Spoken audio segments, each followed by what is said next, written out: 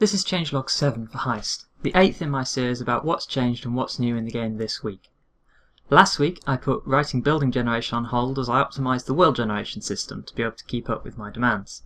This week I've been back to working on the building generation. So I've been working on generation of walls and building facades this week.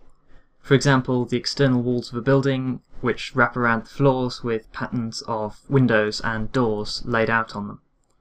So, although the walls in the world are obviously three-dimensional, they can really be thought of as two-dimensional. You can design all their features as two-dimensional shapes, coupled with a depth for how deep that shape goes into the wall. So, for example, a door is a square which goes all the way through the wall. And I've built two systems to support this two-dimensional design system. Firstly, I've built a system of stamps, which allow you to specify a two-dimensional shape, which is the stamp, and a depth that this shape will be stamped into the wall, or into any other three-dimensional shape.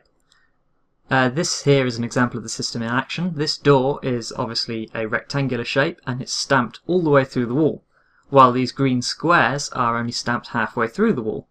With this system, it's nice and easy to cut these 2D shapes out of 3D walls without having to worry about all the complicated things like the exact orientation of the wall in three-dimensional space, because I've done all that for you.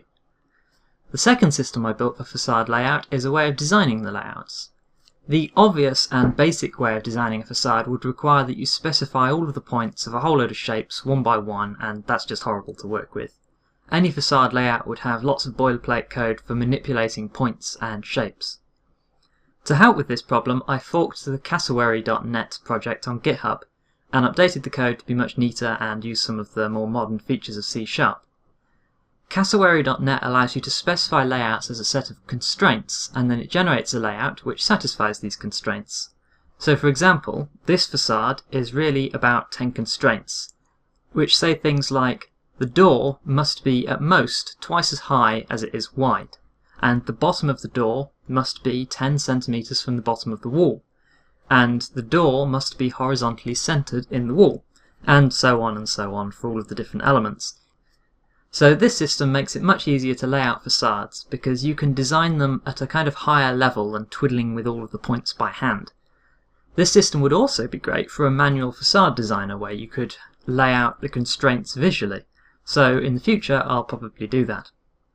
That's it for this week. If you'd like to keep up with the latest news on the project, you can follow me on Twitter as Martin D. Evans. You can follow my development blog at martindeevans.me, or of course you can subscribe to this YouTube channel. Thanks for watching.